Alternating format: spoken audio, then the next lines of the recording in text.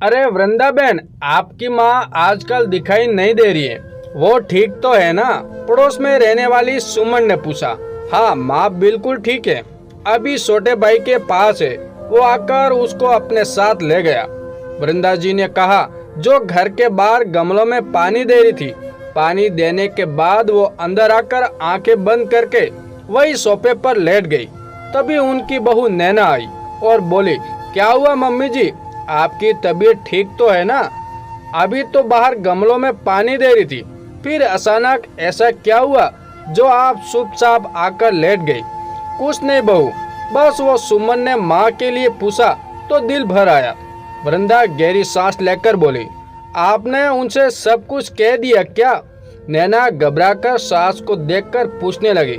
अरे नहीं बहू, कौन सी अच्छी बात हो गई है जो सबको बताती रहूंगी? वृंदा जी के बुझे चेहरे से उदासी का स्वर सुन बहू नैना उनका हाथ थामकर बोली, आप इतना क्यों सोच रही है मम्मी जी? आपने अपनी तरफ से कोई कसर बाकी नहीं की उनकी सेवा में। ना ही चिंतन ने कभी आपको उनकी सेवा करने से मना किया, ना ही मैंने। हम सब ने नानी जी के लिए जितना हो सकता था कर दिया। अब वो मामा जी की जिम्मेदारी है। आप सोच कर अपनी तबीयत बिगाड़ लेगी। बहू के इतने प्यार से कहने पर वृंदा जी बस इतना ही बोली, काश मेरी माँ की किस्मत में भी मेरे जैसे बेटा बहू लिखा होता। नैना अपनी सास को समझाकर अपना काम करने चली गई। वृंदा जी फिर से अपनी माँ के बारे में सोचने लगी। उनकी माँ बहुत मिलनसार स्वभाव की घरेलू महिला थी। संयुक्त परिवार की जिम्मेदारी निभाते हुए पति के लिए एक पैर पर खड़ी रहने वाली ममतामयी माँ को वृंदा जी से कुछ खास ही लगाव था। पिता के देहांत के बाद वो कभी कभी अपनी माँ को अपने पास ले आती थी। बेटा बहू भी नानी की सेवा तन मन से करते थे। वृंदा जी के दो छोटे भाई थे। दोनों की शादी हो गई थी, पर दोनों अलग अलग शहरों में अपने में ही मस्त रहते थे। जिस शहर में वृंदा जी रहती थी, उसी शहर में उनकी माँ भी बड़े बेटे के साथ रहती थी। बेटा बहू माँ का ध्यान ठीक से नहीं रखते थे। हमेशा कम आमदनी का रोना धोना करते रहते। छोटा बेटा बहुत कम अपनी माँ को लेकर जाता था, वो भी कभी कभी, इसलिए कि उनके पड़ोसी ये कहते कि माँ को कभी कभी यहाँ भी लाया कीजिए। उसकी बीवी भी सास का ध्यान नहीं रखती थी। बेचारी सीधी और भोली माँ जो रूखा सूखा मिलता खाकर चुपचाप एक कमरे में पड़ी रहती थी। किसी से मिलने नहीं दिया जाता था। ऐसे में वृंदा जी की माँ का मन वहाँ नहीं लगता था। वो अधिकतर अपने बड़े बेटे के साथ रहती थी।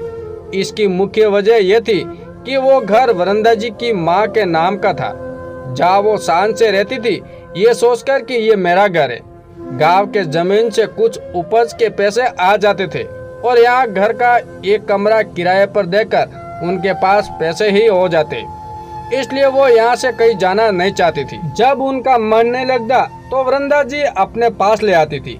सब कुछ ठीक ठाक ही चल रहा था, जैसे तैसे जिंदगी कट रही थी कि अचानक से एक दिन वृंदा जी की माँ गिर गई। कमर और टांग टूट गई। वो निशाय हो गई। बेटा बहुत ज्यादा खर्च करना नहीं चाहते थे। सोचते थे कि जितनी जल्दी मर जाए तो ये बोझ खत्म हो और घर के दो हिस्से कर अपने अपने नाम से घर करवा ले। डॉक्टर ने ऑपरेशन करने के लिए बोल दिया था, पर उनके किसी बेटे को उनको ठीक होने की नहीं पड़ी थी। ये बात जब वृंदा जी को पता चली तो उनसे रहा नहीं गया। उन्होंने अपने भाइयों से कहा, तुम लोगों से माँ का इलाज नहीं हो रहा है तो बता देते। ऐसे बिस्तर पर सोटकर मरने का इंतजार क्यों कर रहे हो? मैं इसका ऑपरेशन करवा दूंगी। वृंदा जी माँ को अस्पताल लेकर गई और ऑपरेशन करवा दी। पता नहीं क्या सोचकर उनके दोनों भाई बारी बारी से अस्पताल आते और माँ की देखभाल करने लगे, या फिर समाज का सोचकर सब कर रहे थे। ये देख वृंदा जी को लगा, चलो इसी बहाने शायद दोनों सुधर जाए। 10 दिन बाद वृंदा जी की माँ को अस्पताल से छुट्टी मिलने वाली थी, पर अभी भी वो खुद से कुछ भी कर सकने की स्थिति में नहीं थी। मतलब नित्य क्रिया के लिए भी अब वो किसी पर आश्रित हो गई थी। वृंदा जी के बेटे ने कहा, नानी को मामा जी लेकर जाएंगे ही ना? जब अस्पताल आ ही रहे तो कुछ जिम्मेदारियां उनको भी उठानी दीजिए। आपने ऑपरेशन करवा दिया और बहुत सेवा कर दी उनकी। आपको भी आराम की जरूरत है, तो अब आप आराम कीजिए और कुछ दिन उनको भी नानी की सेवा करने दीजिएगा। पर ये क्या, अस्पताल से डिस्चार्ज के बाद उनका वो भाई भाभी जो उसी शहर में रहते थे अस्पताल आए ही नहीं। अब वृंदा जी बेटे बहू से बात करके माँ को अपने साथ ले आई। अब तो एक बच्चे की तरह वृंदा जी माँ की सेवा करने लगी। बेटा बहू भी मदद करते थे, पर एक बेटी की जिम्मेदारी वो बखूबी निभा रही थी। 55 साल की वृंदा जी 80 साल की माँ की सेवा करने लगी। भाइयों ने पलटकर पूछना भी मुनासिब नहीं समझा। वृंदा जी की माँ को रहते महीनों हो गए। अब वो भी वृंदा जी से कहने लगी, बेटी कब तक तुझ पर बोझ बनकर रहूंगी। तेरे घर में भी छोटे पोते पोती हैं। तेरी बहू उनके साथ तेरा ध्यान रखती थी। अब एक मैं भी यहीं पड़ी हूँ। तू ऐसा कर, मुझे अपने घर छोड़ दे। मेरा घर है, मरना होगा तो वही मरूंगी। तेरे पास मुझे कुछ हो गया तो जिंदगी भर तू ताने सुनेगी।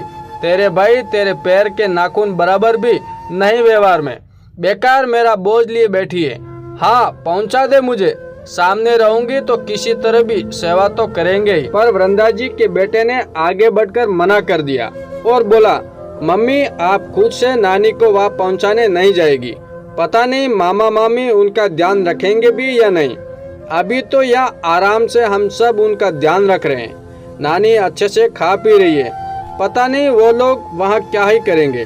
तभी नैना ने कहा, हाँ मम्मी जी, नानी जी कह रही थी इतना अच्छा खाना वहाँ कहाँ तुम्हारी मामी बनाकर खिलाती है। मुझे तो बस उबला हुआ खाना देती है। कितने दिन तो एक बार ही खाना देती है। सुनकर बहुत दुख हुआ था, इसलिए उनकी पसंद का बनाकर खिला देती हूँ। वैसे भी वो खाती कितना, डरती रहती है। बिस्तर पर ही पेशाब पोंखना होता है, जो उनको भी ठीक नहीं लगता। इस तरह कुछ दिन और निकल गए। एक दिन बड़े भाई की पत्नी ने वृंदा जी को फोन किया और बोली, दीदी माँ को हम घर लाने का सोच रहे हैं। आज हम आकर उनको ले जाएंगे। वृंदा जी कुछ न बोली। शाम में वृंदा जी के भाई ने भाभी माँ को लेने आ गए। दोनों माँ के कमरे में गए और कुछ बातें करने लगे। कमरे में फुसफुसाहट आ रही थी, पर क्या बातें हो रही थी वो समझ में नहीं आ रही थी। जब वृंदा जी कमरे में गई तो उनके कानों में बस माँ की आवाज़ सुनाई दी, वो कागज मेरे पास नहीं है और जीते जी मैं ऐसा नहीं करूँगी। भाई ने कहा, तुम बहुत गलत कर रही हो माँ। इतने दिनों से हम तुमको रखे हुए हैं, फिर हमारे बारे में सोचो। 2 बेटियां हमारी, उनके भविष्य के लिए सोचना है। छोटे का क्या है, उसको तो व्यवसाय चल ही रहा है, उसका गुजारा अच्छे से चल जाता है। हमारे पास अच्छी नौकरी भी नहीं है, तनख्वाह भी इतनी नहीं कि 5 लोगों का पेट पाल सके। फिर जितना होता है करते ही हैं। वृंदा जी सुनकर अंदर आ गई और बोली, तुम लोग माँ को लेकर जा रहे हो तो अच्छे से ख्याल भी रखना। उसकी दवाइयाँ और हॉर्लिक्स मैं भिजवा दिया करूँगी, पर इसके खाने पीने का ध्यान तुम लोग रखना। तभी उसकी भाभी तपाक से बोली, हम आप लोगों जैसा पकवान बनाकर नहीं खा सकते। इतना पैसा नहीं हमारे पास, जितना होता है करते ही हैं। वृंदा जी का मन क्या बोल दे। अपने खाने पीने में तो कटौती नहीं होता, पर माँ को दूध तक नहीं दे सकती। पर सामने से कुछ ना बोल सकी। वो चाहती तो बहुत थी माँ को अपने पास रखे, पर माँ के मन का सोचकर वो मजबूर हो रही थी। क्या वृंदा जी की माँ का सही से ध्यान रखा गया या घर ले जाने के पीछे मंशा कुछ और थी? आइए सुनते हैं अगले पार्ट में। दोस्तों, ये कहानी आपको कैसी लगी कमेंट करके जरूर बताएं और चैनल पे नए हो तो चैनल को सब्सक्राइब जरूर कीजिएगा। धन्यवाद।